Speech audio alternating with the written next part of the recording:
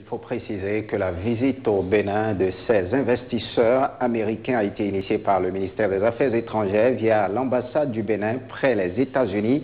La directrice des relations économiques et commerciales internationales en poste dans le dit ministère revient ici sur quelques temps forts de cette visite. Cette délégation qui est arrivée des États-Unis, ils viennent des divers États des États-Unis, que ce soit de l'Atlanta, que ce soit de Pittsburgh, que ce soit de Washington, D.C., que ce soit de New York, que ce soit de Utah. Ils viennent d'un peu partout et ils ont voulu découvrir le Bénin pour pouvoir y investir. Leur mission a commencé le lundi 28 septembre.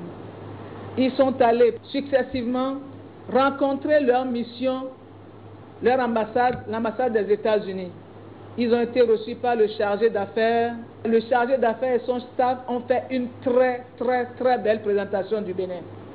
Nous pouvons en être fiers parce que nous sommes un pays politiquement stable, nous sommes un pays de paix et un pays où, quand les gens se font des histoires, ils peuvent faire la paix facilement.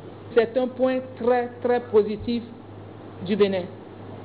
Ils ont trouvé que notre population est jeune, donc il faut lui trouver du travail. Ils ont trouvé que le Bénin est une porte océane sur les pays de l'Interland. Donc celui qui veut faire des affaires peut facilement faire des affaires à partir de notre pays. Et nous sommes le voisin le plus proche du Grand Nigeria, qui est la première économie du continent. C'est les Américains qui parlent. Donc le Bénin, pour eux, a des atouts incommensurables. Donc on peut investir au Bénin. C'est les Américains qui l'ont dit. Ils n'ont pas subi d'influence. Et je voudrais vous assurer que les Américains ont dit que l'AGOA, nous n'avons jamais profité suffisamment de l'AGOA. La seule chose sur laquelle ils ont insisté, la lenteur dans laquelle nous faisons les affaires. Donc il y a le problème de confiance avec les Béninois. Un. De deux, il y a trop de facilité de dessous de table. Ils ont rencontré du ministère de l'Énergie lui-même, qui est un des leurs, qui est resté grandi aux États-Unis et qu'ils ont connu à Washington, et qui est content de pouvoir travailler avec eux et qu'ils pourront travailler ensemble au niveau de ce secteur énergétique. Et ils ont visité le port. Ils ont fait des propositions pour que notre port devienne un port hub. Ils ont même fait des propositions pour que l'aéroport de Glodigué, une fois réalisé, soit aussi grouillant de monde que l'aéroport d'Atlanta.